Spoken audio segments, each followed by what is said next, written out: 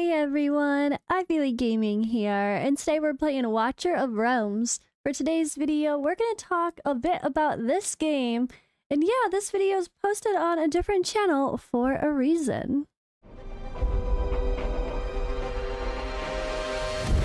The finest blood for the most untainted soul. Alright, so I should lead off with today's video is sponsored by Watcher of Realms, but it's a game I've been playing for over a year now, and it's sponsored in a way that I think will show you guys that this video is a very genuine one. And if you are looking to check out Watcher of Realms for the first time, be sure to use my link in the description or the pinned comment to check it out and get it downloaded. It is available on mobile, Android, or iOS, and it's on PC. They do have their own PC client. This might sound a little scripted because I took notes for myself to not forget things, but there's no script. There's nothing I have to say or not say. This is all just me sharing another game that I love. So I'm actually sponsored just to get in-game currency to buy stuff in the shop. So with that in mind, if I'm not even taking extra cash, y'all know that I'm just happy to play the game and get some juicy currency to do some fancy summons. And yeah, that's the truth. So, all right, let's get into it. So this video, we are going to talk about why you should play Watcher of Realms. Simple as that. And I think this video is going to ring true and really hit home for a lot of my viewers that came from this channel where this video is posted now, because a lot of us lost the game that we were playing because they kicked us out of the, at least if you're a US player or you cared a lot about the community, they kicked us out. They kicked us out, literally. So a lot of people that are on this channel are probably looking for a new game to play, and maybe you haven't given Watcher of Realms a chance yet. Maybe you haven't just yet given this beautiful game a chance yet. And if that's the case for you, well, I definitely think that it's worth me going over these points. So point number one, the content creators and the community. So this is an important topic, especially from other gaming communities. I know they can be quite toxic. And I have to say, the content creators that are involved with Watcher of Realms and the vibe that we have is just a really, really fun one. So when it comes to in-game, you actually can head straight into their hero collection and see guides by the content creators that actually show up through their own little service here. Now, I'm on a PC, so it pops up to a browser. But if you're looking for a guide on certain things, they have this in-game thing where they take you right to people's like videos that are on that topic. It's really great for new heroes coming out and all that. So I think that's really, really cool as far as also enabling the content creators to get more eyes on their content and get some interesting views and also connect the community with them. But I probably should just state that, well, let's state the obvious first. I'm already covering this game daily anyway. So, I have a channel that is dedicated for Watcher of Realms that I've been posting on since day one of global launch. And yeah, we are posting still every day. We're still here. It's still popping. The community is popping and everything is a lot of fun. And even as you can see, this is a great timing as we just started a epic challenge where a lot of us just started new accounts to grind and try to only play with epic heroes, not with legendaries. And so this is a really fun thing we're getting involved with. Speaking of which, hosted by Fastidious, he is someone we have to mention when you're talking about community and the great content creators involved with Watcher of Realms. He started a podcast, which I was also just on recently. He is really doing really fun things. He is always consistent with content, always doing collabs like I do as well. And we're just, yeah, it's a really, really fun community. There's wonderful people here like Fart Pancakes. I love her. She's got amazing endgame content. There is Jay and Gio, who are a couple that always post content together, and they always do these really short videos that are super short and sweet, straight to the point. And I think that's a really interesting take on doing content compared to a lot of us, because we usually do in-depth guides, but they still do great information by always making these videos short as hell. I love their style. It's really cool. There is like Ash, as you guys might know from other games. He has a channel for Watcher of Realms. There's just so many, and honestly, it's been a ton of fun engaging with the community and all these wonderful content creators. I just really think people would value that, because the other games, like I said, are really, really toxic sometimes. Even if just content creator chat was really toxic in my last other game that I was playing. And now this is not the case. It's a really fun vibe, and you definitely are never going to be short on finding guides for exactly what you need.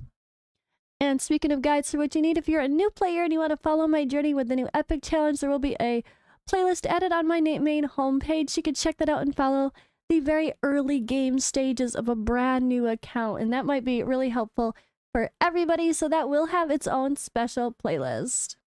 And my final point around community in this game, with Fastidious as well, is his amazing website. So this website is the old version. Depending on when this video is posted, he might have his new version ready, but he has this amazing tier list resource that he's totally revamping, an offer calculator to see if things feel worth it, artifact ranking, all sorts of fun stuff, and he's done a really, really good job. So major shout to him, and being able to sort characters based on their damage, and all sorts of fun things are added to his next version of the website. So stay tuned for that. And yeah, at least you know, if you're just starting out, you have a quick resource to go and see what these characters are all about on. The next point number 2 of why you should play Watcher of Realms. Again, before we get into the game itself, I thought these were even more important to talk about first. The developers, the publisher, the whatever, they actually listen. Moonton actually listens. Watcher of Realms as a company, as staff, listen and care what the community thinks. So this is one example here. They have this Dev Insights, where every week they post like questions and answers. So you can, in their Discord server, you can submit a suggestion.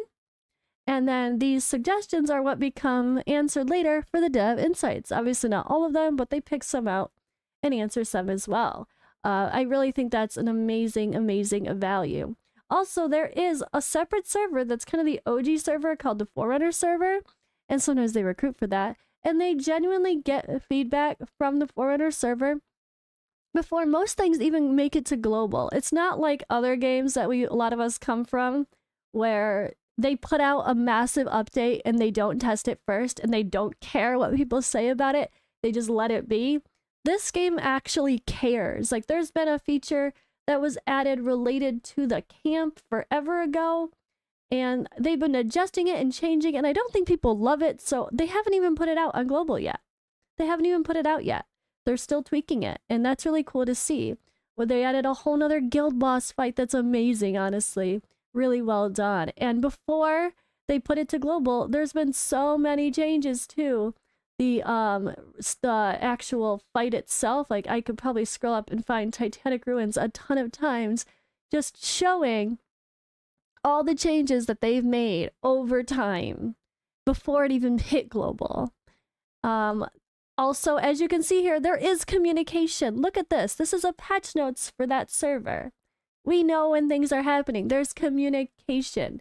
So besides patch notes from that server, there's actually, they do post a lot of this stuff in game as well. So like August content preview, we got this way ahead of time.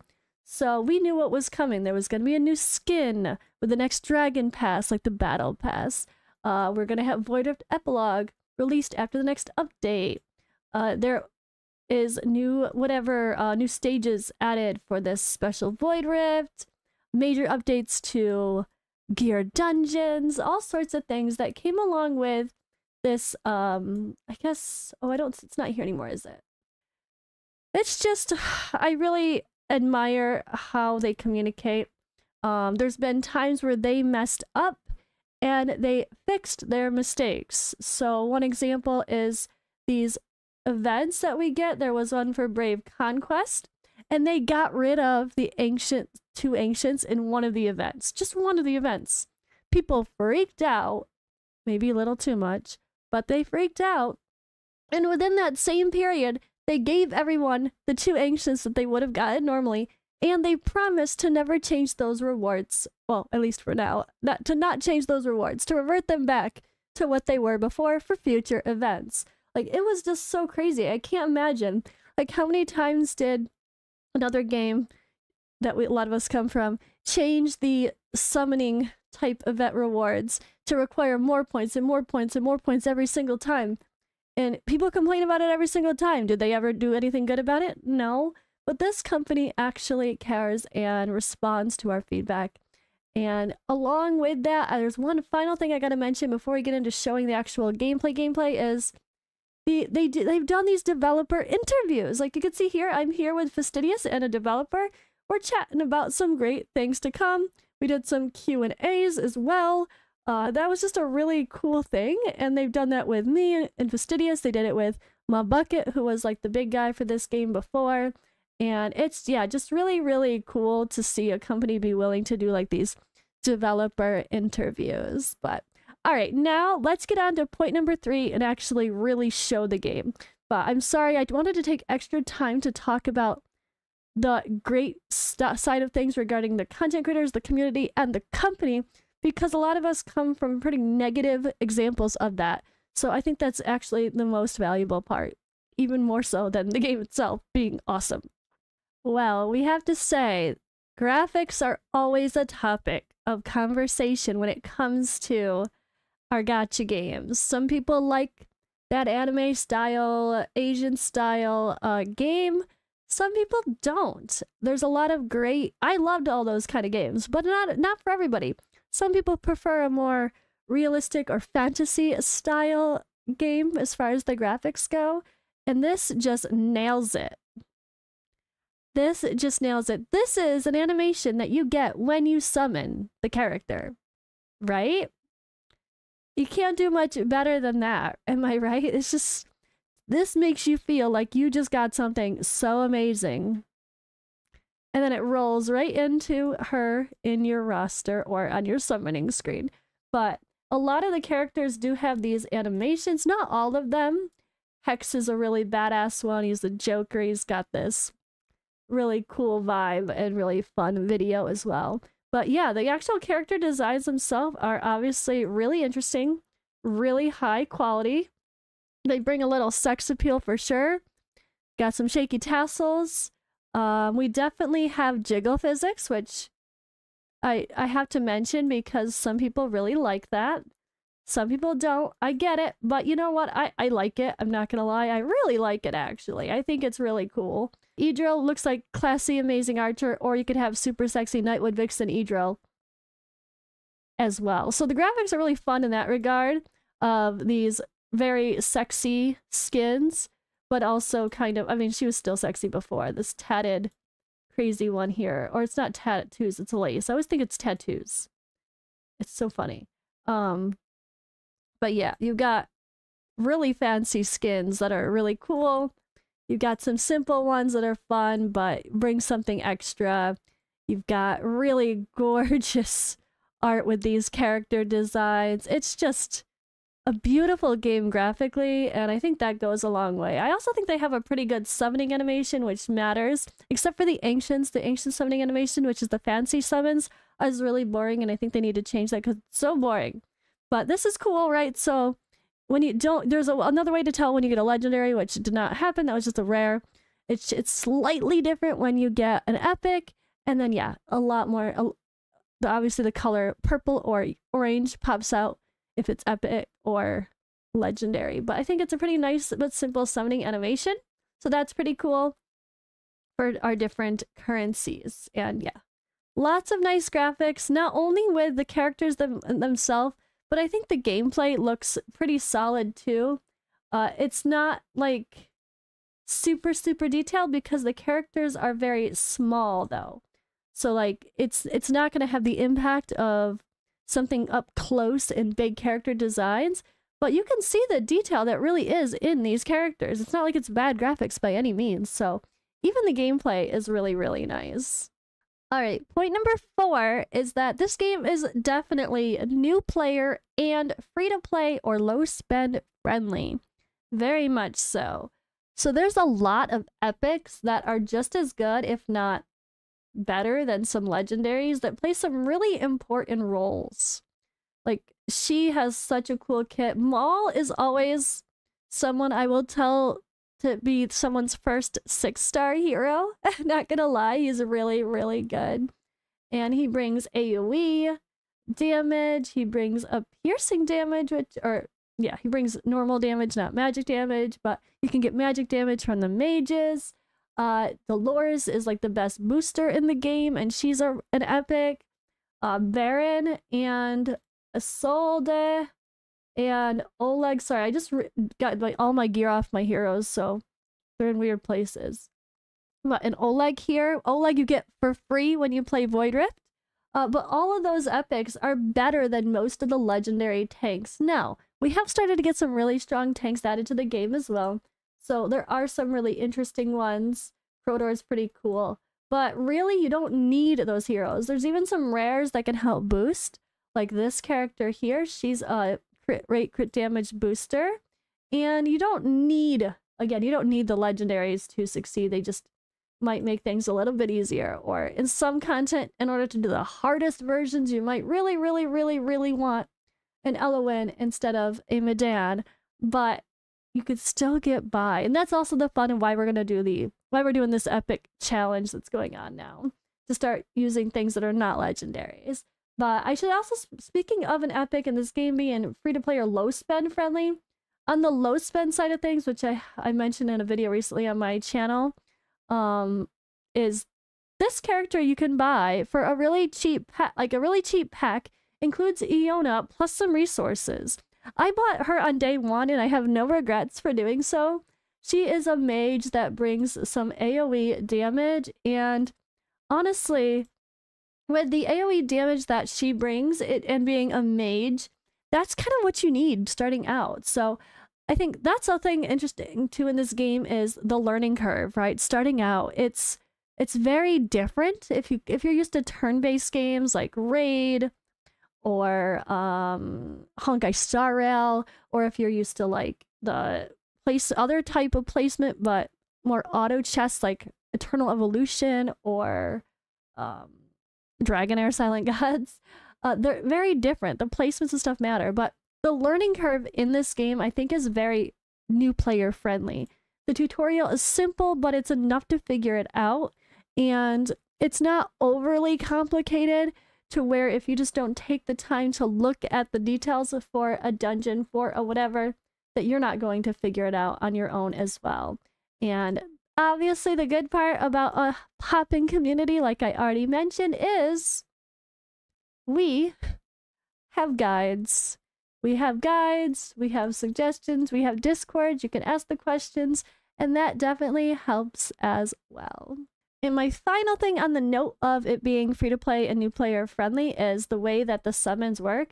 So you actually can sell your rare heroes that you get and get diamonds back, dismiss them, and those diamonds you use for summons. Don't feel guilty at all. When you first start playing, and even now it's mostly what I do, I only save a small amount for stamina, but my diamonds go for summons. So I think the fact that you can sell your rares and get more diamonds, so you get something back, makes the pity feel less harsh, because it's very similar to like Raid's pity, but with that in mind, you get more, and you're much quicker gonna hit your guaranteed point, because even the lowest rarity of hero counts toward that 200 before you hit a pity, and most oftentimes you don't have to hit that far to get the legendary anyway. So I think that the summoning system feels very generous overall. Now let's wrap this up with point number 5 of why you should play Watcher of Realms, and I have to say the quality of life. So there is amazing, let's just go here because it's a quick one. There's amazing background fighting features. So right here, okay, let's see. I'm going to do some background fights. I could kick my game into power saving mode, or I can just minimize it. And it's here chilling, doing the background fights on the side. while I can go, oh wait, do something else. Let's go to a whole nother gear raid. So let's just say you want to do 2 gear raids at the same time. As long as it's not the same stage, you can. So we can literally come in here and do a background fight. One has to be on the screen, one can be in the background. And here we go. We are doing, oh god, there's no gear on any of these people. This might fail. Half the people don't have gear. Not, okay, some of them do. We might be okay. But yeah, literally while I'm farming another thing, I'm doing something else. You can do arena while you're farming for gear. You can do your clan boss, your guild boss for the day, which is Drake's Chasm or Titanic Ruins. You can do all that at the same time. So that's just awesome, I think, and that's the biggest quality of life feature I could ask for in a game, is let me multitask, right? We're busy. There's also some gear features, which we'll talk about next. All right, so the gear system. This is a really great system that allows for a lot of diversity building your heroes, and the sort and sell features are amazing. So you can easily go in here and sell. They have a quick selects feature, which anything that doesn't have a thumbs up, you can just immediately sell all of it. And they're actually working on a feature right now where you can customize what makes it have a thumbs up or not. Like filtering the gear in-game. The stuff that people made special rules for, having to use like RSL helper for. We don't have to use a fancy outside third-party tool. We can just do it in the game. Make your own rules for keeping and selling gear. Oh, I love it. So good. But the big one is flat stats in the bin, if you guys know what I'm talking about. And that's here as well. So you can immediately select all of those and it does that filter for you. But besides that, besides just obvious stuff, you can sort by everything, primary attributes. So you can look for, all right, I want an attack percentage main stat on these items with crit rate. Okay, cool. So I want to look at these. This is what I want. No, I want to sell everything that does not have it. I don't want a single piece of crit of any of this stuff unless it gives me all the good stuff. Like, oh god, look at that terrible piece. See? It really does help you like double check and be like, oh god, why did I keep that? Oh god, why did I keep that? A lot of stuff gets through my filter because I always forget to sort on the sell screen. But look at this. It's so much easier just to be like, give me sell anything that doesn't have crit rate. Sell anything that doesn't have crit rate and crit damage. You can really start to, you know, cull down your gear, and I'm just gonna sell a few of those while I'm looking at that. You can really sort your gear so much better having such amazing filters like that, and you can be pickier and pickier and pickier. Obviously, we all want shiny like this, but I actually don't have that much shiny. It's really sad. I really love the gear filters in this game, and there's even gear plans. There's quick equipping. There's quick unequip and quick equipping. I actually just went through and unequipped like my entire account, which is hilarious and sad and scary because now I have to go redo it. But sometimes the quick equip is actually really smart. Oh my god, no it didn't. Okay, except I don't want all healing effect, I want some attack. But it actually put an invigoration set on Elowin. I'm impressed. I'm impressed, guys. I did not expect that. I was just gonna tell you, but don't listen to some of it, because you really want to put an invigoration set on your healers, or... I'm impressed, Moonton. Good job. Alright, so besides that, again, like I said, there are plans, so you can save a gear plan without everything you want. Like, I have one set up here, like for Zilla 2 and Lust, I use the same gear, so I swap that around. You could save over the top and overwrite ones when you update them. You can just simply swap between 2 characters. There's really some nice changes here. I think the only thing we're missing is like full team presets for like an area, which would be amazing. I don't know if that's happening, but hey, either way, really good quality of life. Now, there's so many more things I could talk about for this video. It's probably longer than it should have been already, but let's just quickly show here the way to level up your characters as another quality of life. When you want to get a bunch of 1 stars to 2 stars, it's done in 1 click.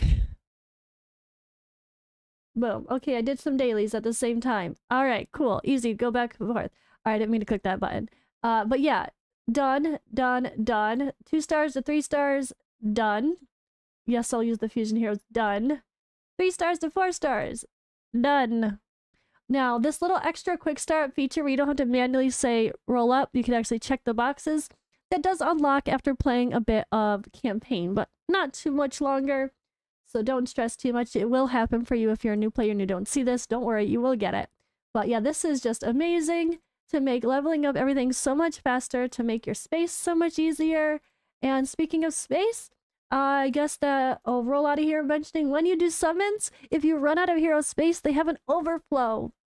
So you don't have to disrupt your summoning session. You can actually decide to just let them overflow, make the space later, worry about what you got, sort it later, and keep rolling. I really like that. But alright guys, that's been all for this video. I love this game. I've been playing it for such a long time now, and I really, really appreciate all the things that they've done as a community, as a company. They just really seem to value their content creators and their community. So if that's the kind of game you're looking for, make sure you, join me and go on to my other channel. Make sure you subscribe. Come hang out with me there. Follow along for our new Epic Only Challenge. I do summoning parties a couple times a month, where I also do giveaways where I buy you W Gold packs for your shop. And yeah, that's kind of all the positive vibes like that you could ask for, right? I really think so. Yeah, my link for downloading is in the description or the pinned comment, of course, for the game. It is available on a PC client and Android and iOS as well. Yeah, thank you guys for watching. Hope you join me here playing some Watcher of Realms, and I will see you in the next video.